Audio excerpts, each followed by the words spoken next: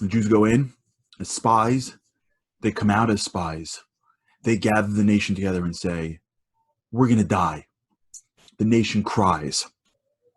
They all say, we want to go back. We don't want to go in. And it is that night that is the holiday or the day called Tisha B'Av. And it's on that night that every year afterwards we experience destruction. And the question that the rabbis, I've heard this before, ask is, why is this night so auspicious? They were scared. What did they do wrong? They walked in, they saw a scary situation, and they came back and they were reported. Why are they punished so much for it? So if you look very closely into their words, you see that God's not punishing them. God is informing them.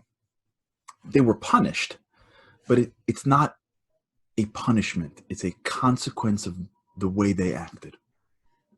The Jews come out. They gather everybody together and they say, we're going to die. Like, it's over.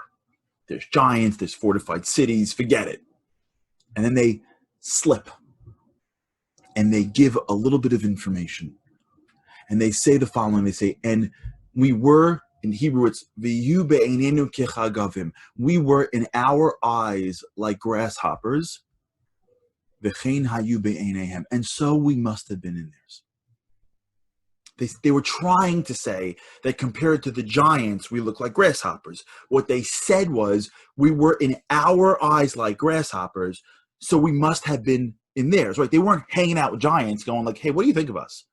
They weren't sitting around and listening to the giants going, who are these grasshoppers? They just said, we probably look like grasshoppers because they were giants. And that one sentence is the underlining underpinnings to all the destruction that took place then and every year since. Every one of us in life faces challenges. Every one of us in life comes to the banks of our Israel, our Canaan, looks up and sees giants. Every one of us looks out in the world and says, there's something that I need or should or could do, and I don't want to. I don't think I can. What separates those that go in and fight and those that don't? What separates those that push for the idea, that push for the relationship? What separates the people? Is it strength? No. Is it natural ability? No. Is it DNA? No. There's no one determinant factor that says, if you have this, then you win. If you have this, then you lose, except for one thing. The people that look at challenges and says, well, I'm a grasshopper, so I'm going to lose. Always lose. And the people that say, well, I don't know how strong I am. I don't know what I can do.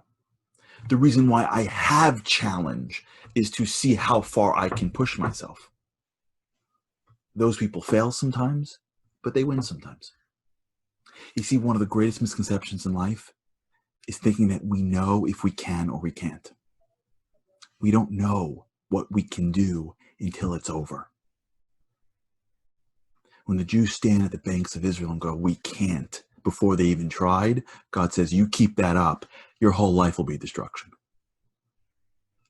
The essence of greatness is staring at the wall, staring at the giants and saying, if God believes I can, I'm going to at least try, because I won't know if I can or I can't until it's over. That's not a story. That's our life. If God brings us a challenge, he knows we can do it. If God brings us to it, he'll bring us through it. We just got to be willing to take the first step, to fight, to try, to see, maybe I can.